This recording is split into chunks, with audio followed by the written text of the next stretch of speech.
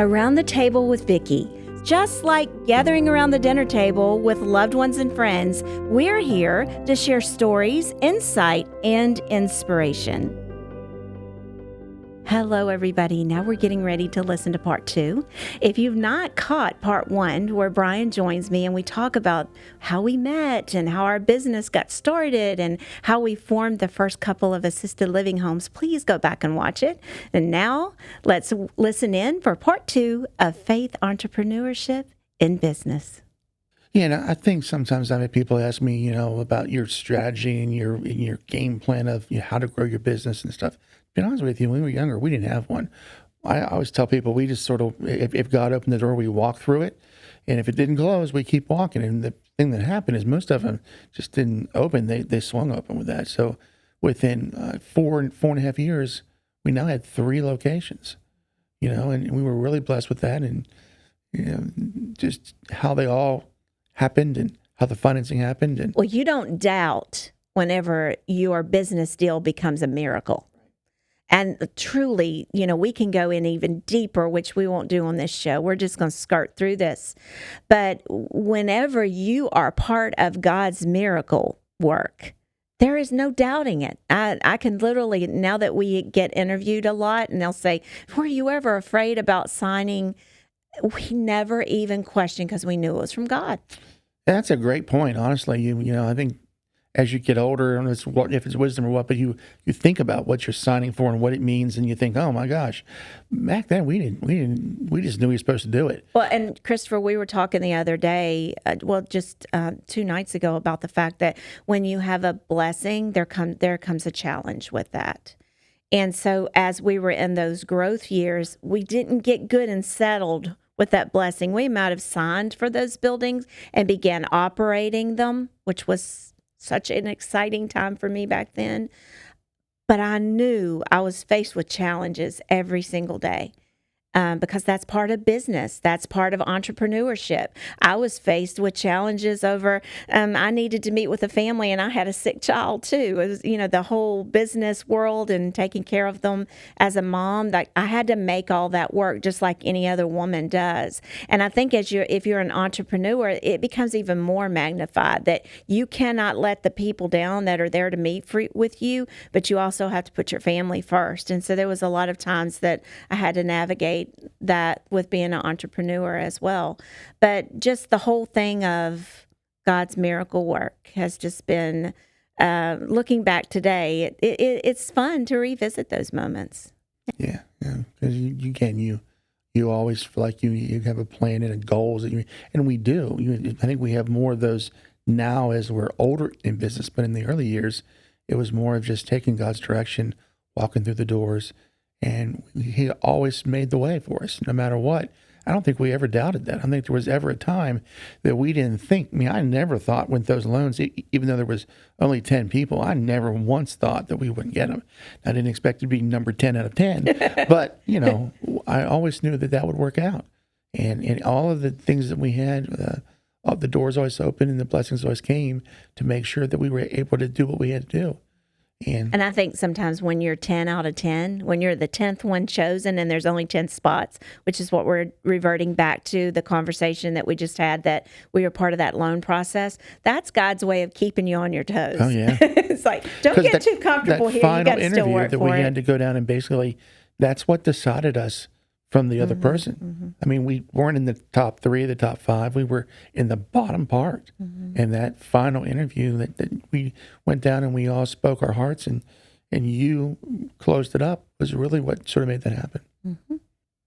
Well, what sounds like is you guys really never went looking for growth either. It kind of, God just kind of handed you these miracle after miracle in order to get to where you are today. It was, a lot of people are like, well, how did you get, what did you, I don't think ever, even to today, with the companies that we own and operate, we never went searching for deals. You never went looking for property or businesses to acquire. That's just never been in our MO. It's just always been miracle after miracle after, miracle basically of here, you've been faithful, you've done well, and continued growth. But I've it's never nothing. really thought about that, but he's exactly right. I don't think Well, there's and I can remember there was a point in time in our career to where I knew that I wanted to give more, and I knew that I wanted to be a big giver. And I can remember praying a prayer to God, and it was probably the early 2000s after we had really gotten into things. And I said, Lord, if you give me more, I will give you most. Wow. And it was during that period that you and I decided that we would keep going, because we had gotten good and comfortable to where we didn't have to keep expanding or work as hard as we do today still. Right. And we had to make that decision. Do we believe that? God, if you give me more, I'll give you most. And those were words that just came to me. And I said, will you pray that with me? And we did. And at that moment, man, we took a jump into a world that we had no way of knowing that God heard me that day. Well, really, right after that time, I know it was right around 2000 because the whole Y2K thing was going on. Yes, How that's big right. of a deal the Y2K was. And I remember we were in our house in Rocky Branch, and we had a call from Bruce Hedrick, who was with a company that would buy facilities, and then they would find operators, and you would operate the buildings with an option to buy the building.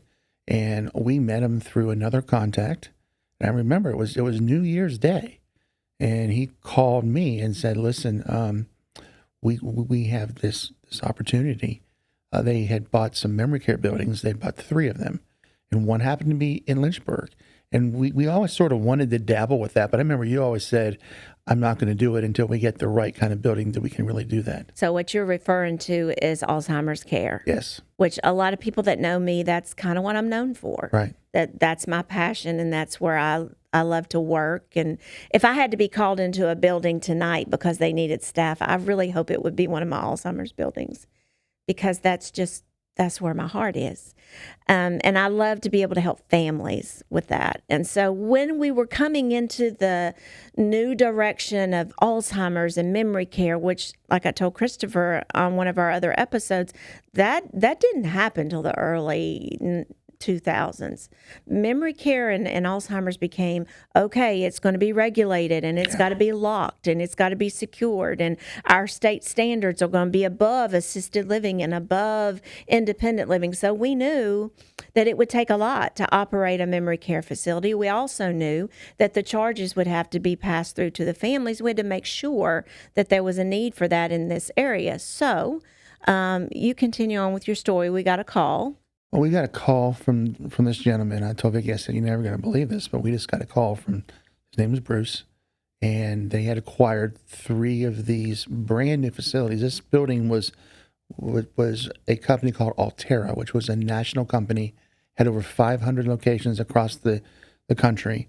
And part of their issue was they grew too quickly, and they had to sell some off. And so this group bought 3 of them in Virginia.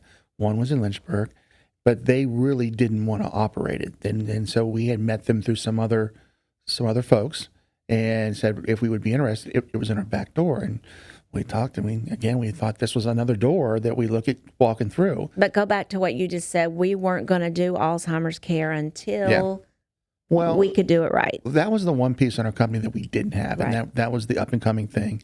And we had talked about that, but you always said until we can really do it right, because it's locked, it's more regulated, it's a specialty. Taking care of seniors, folks can learn how to do that, but the dementia population is a completely different ballgame. You got to understand it. As I say, you got to live in their world. The staff that do it are completely different. So you really never wanted to do that until we had something that was meant for that. And I think what you mean by doing it right is so much of doing it right depends on the building. That's right. Right? It's the design, it's the build. You can't just go buy a home and do Alzheimer's care well.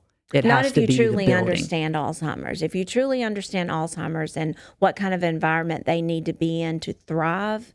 Now, that's not always, I always preface this because it depends. Each individual is so different. Every care plan is different. Some residents can come in and live in that environment and do well if we have the family support. Others, it's not the place for them.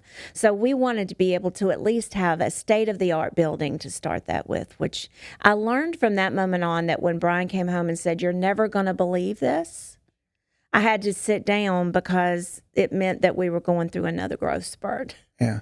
And again, it was unplanned. We weren't looking for that. It God opened the door. They found us. The relationships that we had made earlier with Bruce and his company, had never known at the time that it would lead to not just for us, but 3 other locations for us. The relationship with that company really opened the doors for other things for us as well. But this building was specifically for Alzheimer's. It was all of the hallways were color coded. The carpets were all matched. There was a purpose behind everything that happened there. It was a brand new building. It was probably 75-80% full. Yeah. And so we purchased. We went and entered into a deal with Bruce and his team, and within a year and a half, we were adding on to that facility. Yeah. What happened was they said, well, they'd like to do that up front, so they actually agreed for the expansion. So we had an opportunity to run this building for 3 years, and then we had an opportunity after 3 years to buy the building. So it's sort of a test drive. And it was the first time we had a real building. I mean, back in the day, For Alzheimer's. A real building, period. Yeah. At Spout Springs, it was an old ranch house. Even Leesville Road was a moose lodge that was adapted for that purpose. This was in Bedford Columns was an old, really historic home that was modified for that as well. So this was the first time we really had a senior living building that was designed for that purpose. So we had felt like we had really hit the big time, and we really did. It was a great opportunity for us. It really opened a lot more doors for us, and it gave us a continuum of care that we had for all of those different levels. We were doing everything at that point in time except for skilled care. And we were really able to meet, I think, over the last so many years. So that was in 2000. So all these years now that we've been able to care for so many and really help families, which is our heartbeat. Yeah. And the great thing is these opportunities all came in our back door. We always had this idea that we wanted to be involved, that we wanted to have our hands on. We wanted to get to know the families. You see them at church on Sundays. You see them at the restaurants. And so we never, even though we've had opportunities to grow outside the area, we never felt like that was our calling to do something that we couldn't touch and feel. So all of these opportunities were in our back door. And so that sort of completed the circle to give us that memory care component that you had so wanted for such a long time, because that really is your passion. Yeah. And I think kind of what you touched on there, and even going back to Leesville, I just think listeners should know that we're very hands-on. Like you were saying, that some of the challenges of growth comes from, the growing phase. Well, right there at Leesville, that's where our corporate offices were. Mm-hmm. I mean, we were immersed in the building. That's where the kids' cribs were, right? I mean, that's after school. Yes. That's where I came back to. But it was if residents or family members wanted to they just opened the door and came back to the office. Yeah. That's one of the reasons why we had to relocate. Yeah. Our offices had to start moving into a different direction outside the facility. But we cut our teeth in those early days by learning and knowing families. And I truly would know what a family was looking for, what we needed to do. Always still striving to this day to always be better. You never get in the point in business to where you become stagnant and you say, oh, we're getting better. No, if you're stagnant, you're not getting better. So always, and you say, how do you do that with your industry, right? Well, we're always trying to find a new thing in activities, or a new food to serve, or a new way to deliver a program. Sometimes it's the same program, but our approach and our delivery with our staff can be different. So it's different for the families or different for the residents. And I know, Brian, just you and I, just here in this room, our main goals have always been that our residents would feel like they're at home. Yeah. And because that's a huge transition for them. Well, and nobody wants to go to a facility. We always said, we're sort of the next best thing to home, because nobody wants to give up their independence. Nobody wants to move in somewhere. Usually there's some kind of health issue that happens. It's a necessity. Yeah, it becomes a necessity. And they're forced to do that. And so in those situations, we want it to be as close to home as possible. Although it will never be home. But, you know, I talked about this a couple episodes too, that I took care of my dad's mother. I took care of my dad's father, my grandmother and grandfather, Willard and Pauline Pratt. We took care of your mom. Short time for my dad. Yeah. And that was a great experience. I mean, seeing it from a caregiver standpoint, for me, was very enlightening. You know, my dad had dementia and Parkinson's and was able to be kept by my mom at home for probably up until the last 4 or 5 months of his life. And then he was with us then, but, you know, and he went through hospice with us and things such as that.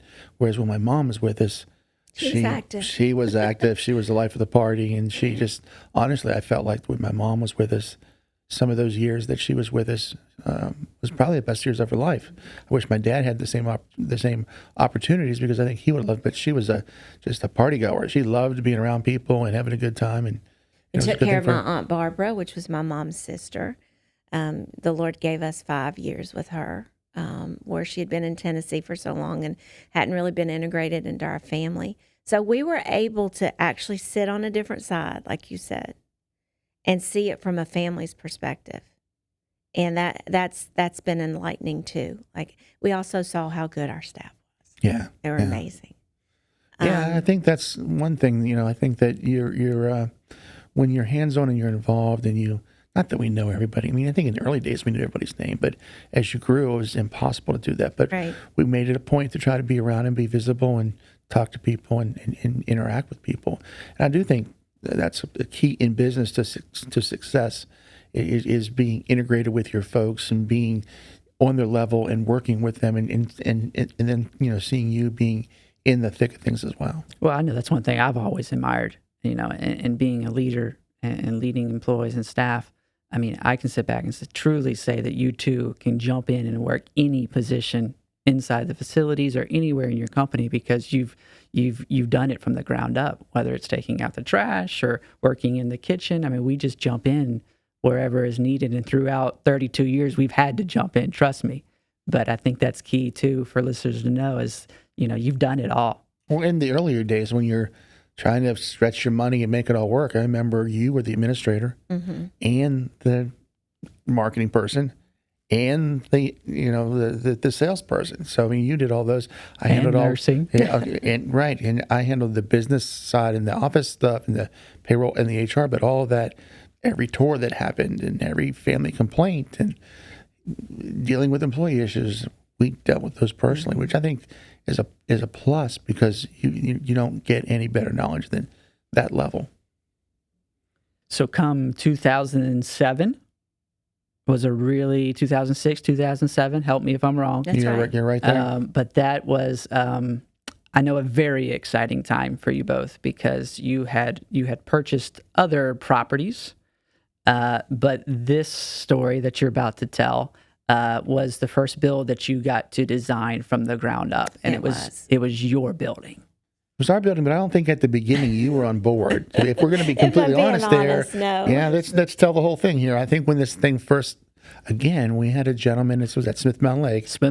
Our campus up there. We happened to have a home up there because earlier on, it's really because I like to fish. Yes, yeah, and so we had never known that we had had this opportunity for a facility there. But there was a gentleman up there, Ron Willard, that had reached out to me and your dad and said he had worked with somebody else, had problems, deals fell through, and the whole property that he had already zoned for didn't work out. Had heard about us down here and wanted to speak to us. Well, yeah, and let's stop right there, because we're talking to entrepreneurs today as well.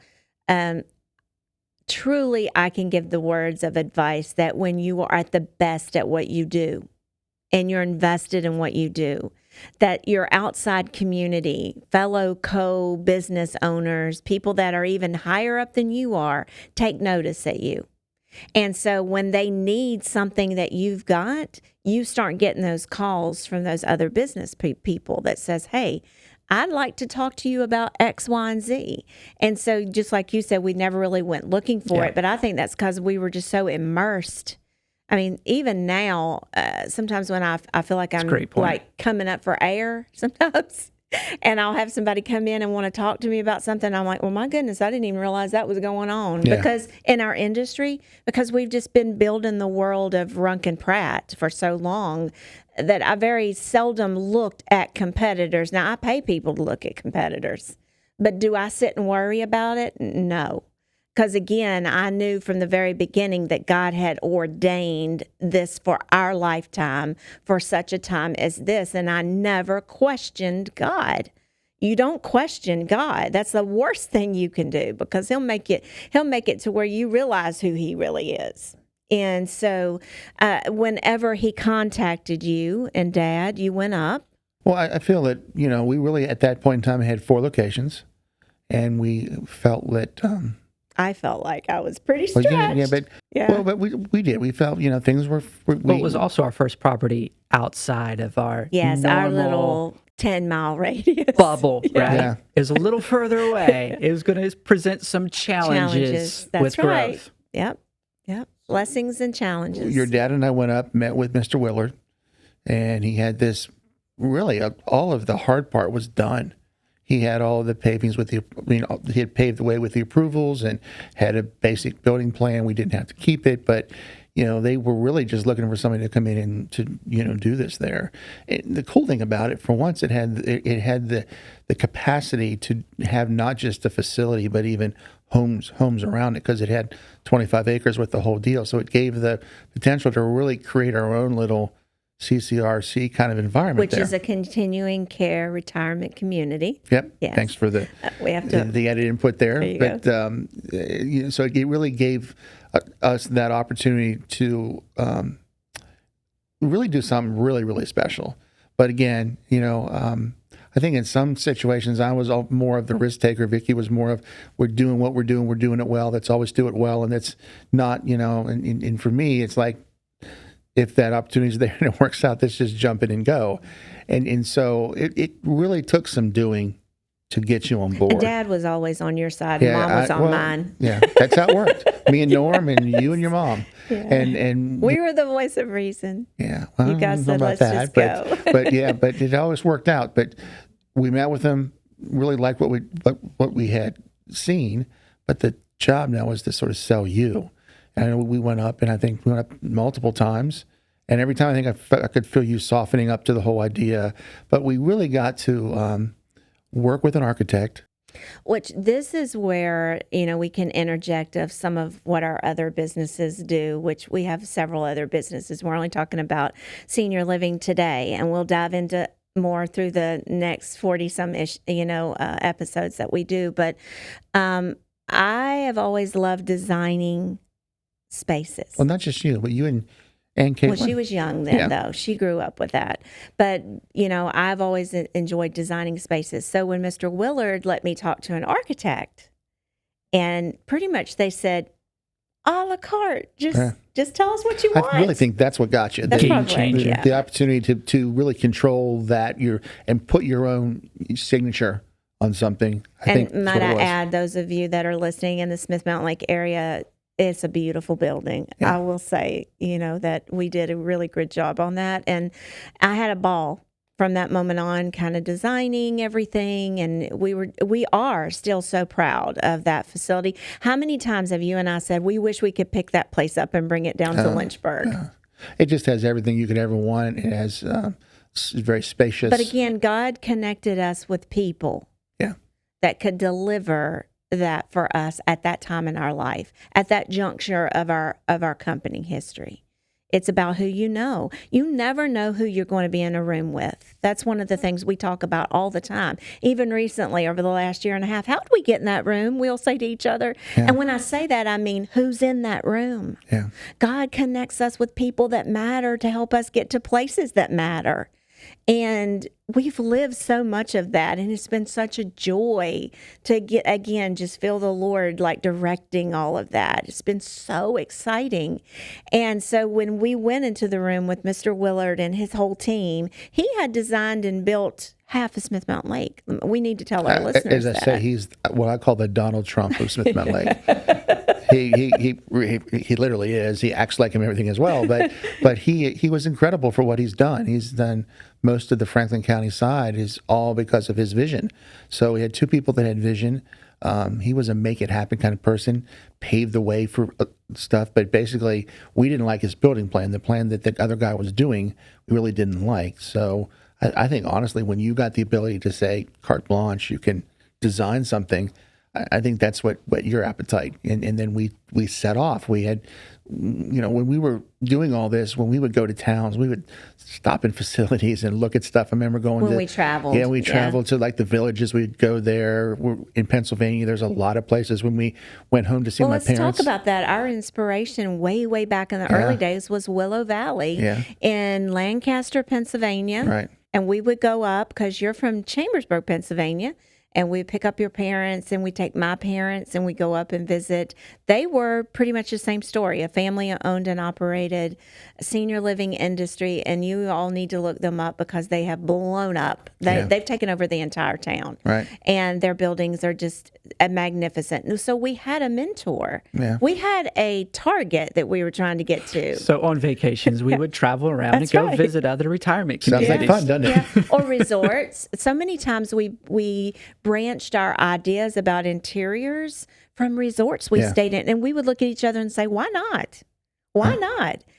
Just because it's a facility that we're giving care in, why can't it be way over what it should be? And that was a lot of fun as well. And we would go visit these places, see it, and then finally now with the lake, we had this opportunity to take all those cool pictures that we snapped on our phones and things that we did to try to take that and try to make what we felt was going to be something new and different. A lot of people don't know about you is that you're really good with design as well. You are the lighting guru at everything that we do. Well, you're really good with lighting. I had, if I wasn't doing what I'm doing, I had two other dreams. One was to be a doctor, which didn't last long. Well, when I you saw blood. couldn't stand blood. Right. So if you can't stand blood, you really can't be a doctor. That'll probably knock you out of it. So you did an intern with a physical therapist and lasted a week. It just wasn't me. No. And then an architect, which I probably still would have loved to do. I have a real passion for the designing spaces and the building and stuff like that. And I've always enjoyed that. So getting the chance for us together with your design expertise and my love for that as well, it just seemed like the perfect marriage to make that work. And so we got to sit down with an architect that had worked with Mr. Willard on all his properties, golf courses and shopping centers and multiple things. And he was able to, I think, understand us very well and create something that we were very, very happy with. And you're right. If we always said, man, if this was down here, it would just kill. But we just... One of the things that building has that's so special is the really tall ceilings, which Mr. Willard was insistent upon. And looking back, I'm glad he was, because it gives the residents don't feel like they're so stuck in those spaces. It's so wide and it's so big. And we sort of broke a trend there, because typically when you're looking at cost to build in spaces, you try to, billable space is a big thing. When you design, you want to try to maximize what you're building so you can earn some revenue from it. We had a lot of space in the building that was what you would say is non-billable revenue areas, which are just aesthetics, like large libraries and day rooms and the dining rooms. Well, it goes back to your and I's desire, though, to create experiences, not just for residents, but for families, so that we get the world without walls, where the outside world wants to come in and be a part of things, and it's not so yucky to come in and volunteer and to bring the grandchildren. That became a really big part, because it was at that point that we saw senior living industry changing. And people were living longer. Right. People were wanting to have an experience. Okay, everybody, we've had to cut for the time being, but we're going to part 2 next week, and we want you to join us as we continue talking about our faith journey and our growth at Runk and Pratt Companies. See you next week.